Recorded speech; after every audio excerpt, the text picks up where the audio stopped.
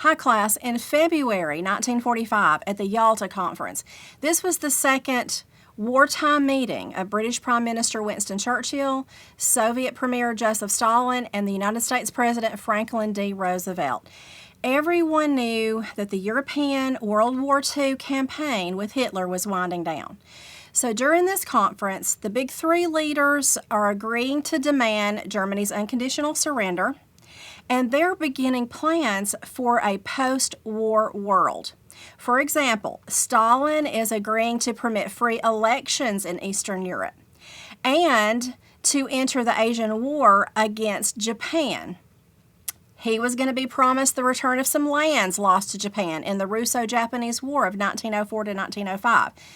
So although most of these agreements were initially kept secret, the revelations of this conference particulars are going to become controversial after Soviet and American World War II cooperation degenerates into what we're going to call the Cold War. Now, these big three got along well enough. We here in the United States, we called Stalin Uncle Joe. He and FDR, they understood each other. Unfortunately, Stalin will break his promise of free elections in Eastern Europe after World War II, and he will install governments dominated by the Soviet Union.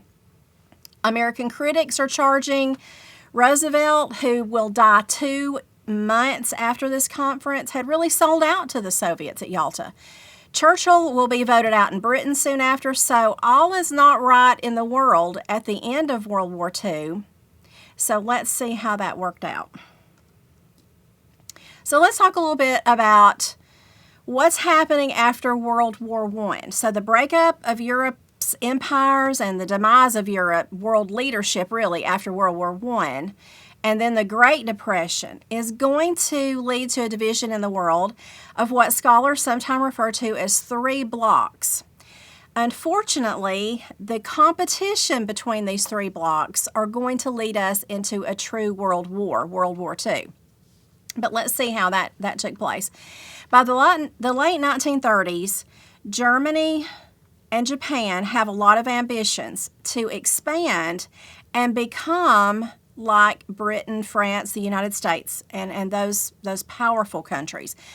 Germany's intense dissatisfaction with how World War I ended is going to bring, these dictatorships and militaristic nations into conflict with France, Britain, and the Soviet Union, and eventually the United States. So, in order to understand what's happening, World War II is going to become a global war, more so than World War I ever was. And it's going to blur the lines between citizens and soldiers, and I'll explain that in just a minute. But these two, the United States and the Soviet Union, what we're going to find is they're going to come out on top after World War I and then World War II, and they are going to have profoundly different visions for the future. After World War II, the United States is really going to be the head of what's referred to as first world countries, and they're going to champion capitalism and democracy, right? The Soviet Union is going to head what scholars refer to as second world countries. They're going to promote socialism and communism.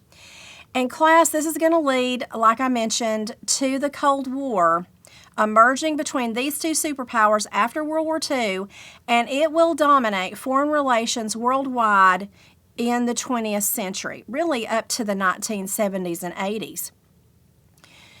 The third world countries that are those that we consider to be, colonies of the first and second world countries. We've talked about colonization and imperialization in those areas that are being controlled by others. They're beginning to be very eager to seek their own way forward.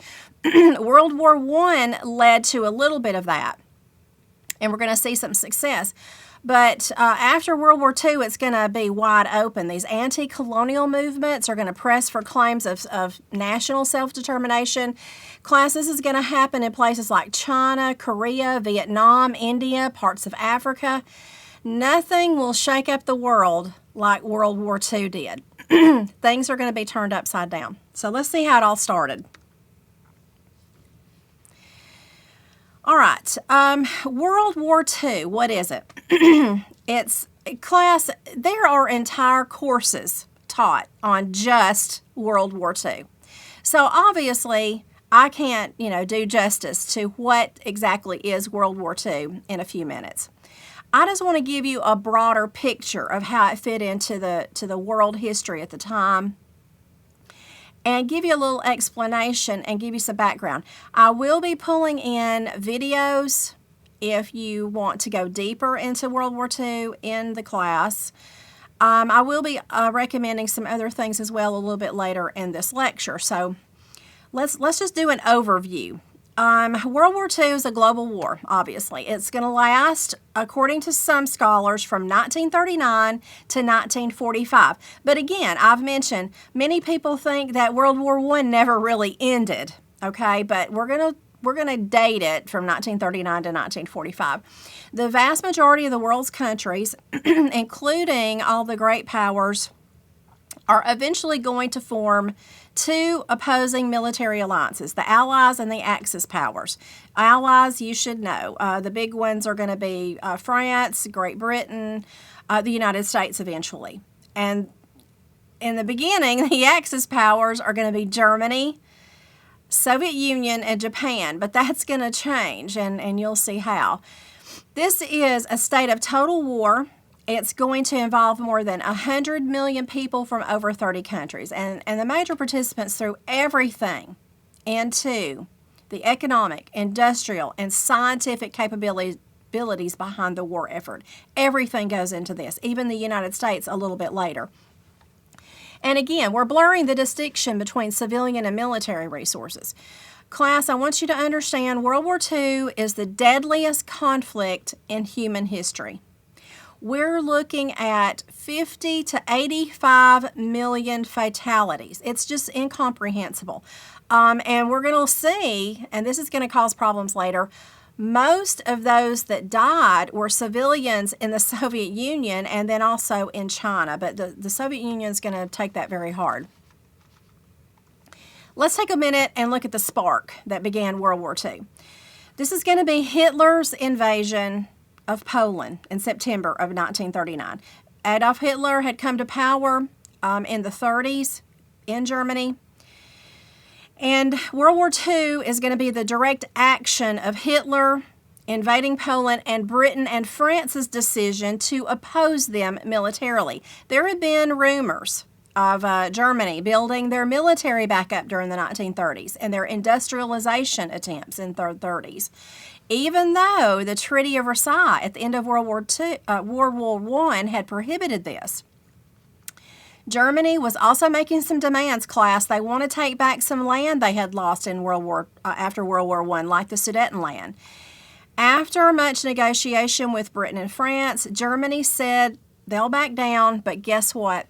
They lied. Hitler had risen to power and he was out for revenge. Germany and the Nazi Party had signed a secret backroom deal with the Soviet Union, and they, together with Germany, invaded Poland. Yes, I said the Soviet Union. Let's see how that's going to turn out. They're also going to sign a pact with Japan a little bit later.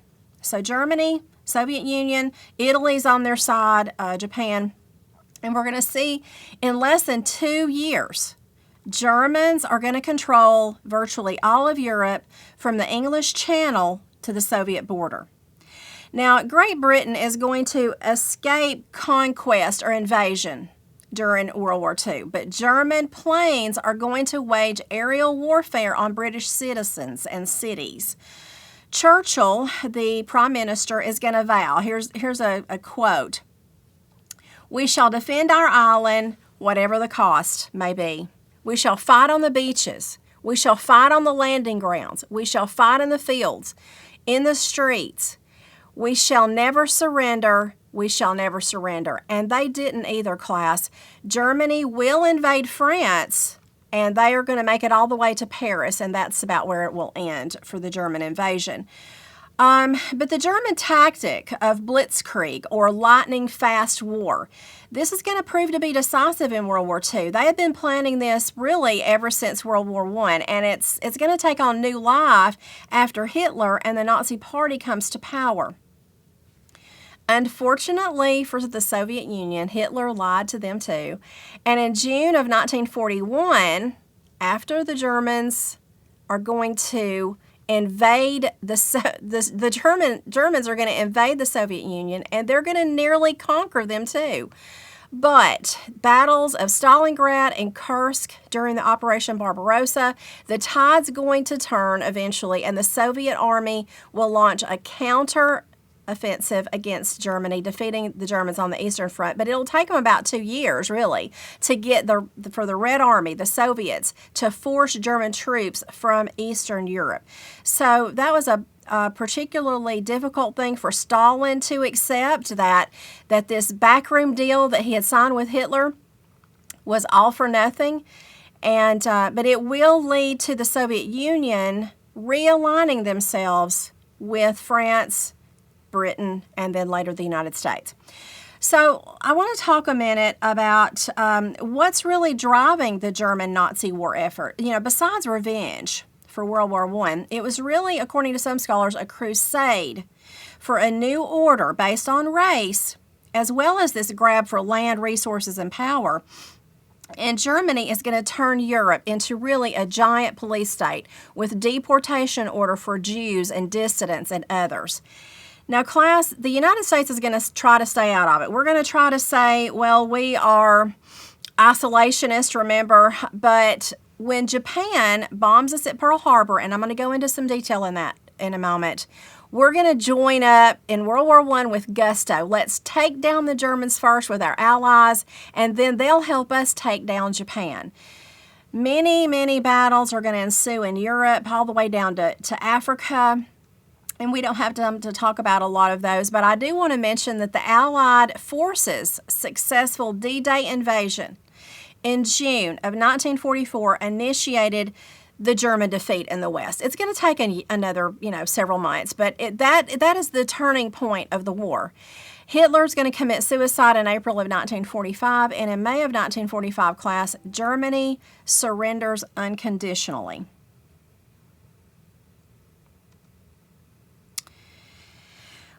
This is a good map to take a look at. The World War II European theater, where most of the fighting took place, some of the battles and that kind of thing, and how we began to win battles over time, especially after the United States joined up with the Allies in Europe. Class, the devastation of war is it's unreal, isn't it? This is just some photographs of the devastation of war. And it's just hard to wrap your minds around it, isn't it? But let's take a look at the bitter cost of World War II. It's just really devastating. The human and material cost in Europe is going to be felt for decades. And fortunately for the United States, we never had invasion or, here we didn't have that many problems. We did have a few little, a couple of German submarines came up into the Gulf of Mexico, and I think there was a couple of incidences on the West Coast, and you can read about that. But we didn't have this devastation. So our wartime aims are a little bit different. And we're experiencing a wartime economy, class, in the United States. We're doing really well. Unfortunately, in Europe, people were starving after the war, and even during the war. Countries were on the verge of bankruptcy. Soviets lost the most, and they're going to be very bitter about this. They 70,000 villages are leveled in the Soviet Union. The Soviets lost 1/3 of their wealth, 7 million military deaths, and 20 million civilian deaths, class. It's just unbelievable. There was a lot of bombing that had taken place. And tens of millions were left homeless. They lost the most in World War I, and they're going to lose the most in World War II. Then, along with counting the cost of World War II, you have to discuss the Holocaust, or Germany's final solution. This is a deliberate racial extermination of Jews by Adolf Hitler and his hatred of Jews. Hitler's final solution, as he called it, is going to shift from the initial strategy of just deport the Jews, just get them out of wherever we're at, to systematic extermination and death camps in and around Germany. Class, Hitler initiated the death of 6 million people in these camps, including people like gypsies, people with special needs, homosexuals, communists, Slavic nationalists, among other groups like Christians. The Nazi genocide has left a dark shadow from World War II. Sadly, the United States and others, so Great Britain, etc., they consistently resisted relief effort for the Jews. We could have done some things. We didn't. We made choices. Listen, we've got the Birmingham Holocaust Education Center here in Birmingham. A lot of you might not know about that. It's a really incredible place. Call and visit them, or find out when a Holocaust survivor might be speaking.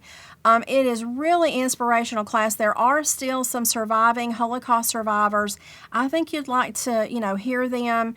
I'm sure you can find them on the internet, but it's great to listen to someone here in Birmingham who survived the Holocaust. And I've heard a few, and they're fantastic to listen to. It's very inspirational again. Also, if you want to read a first-hand account of the Holocaust, I'm going to recommend a book called Night by Elie Wiesel. And some of you may have read it in high school, but if you haven't, it's a small book, it's a short book. Elie Wiesel recently passed away, and it's really an incredible account, and you're never going to forget it. So take the time to read that if you want to know more about the Holocaust. And class, we're going to take a brief pause here, and I'll pick up with the aftermath of World War II.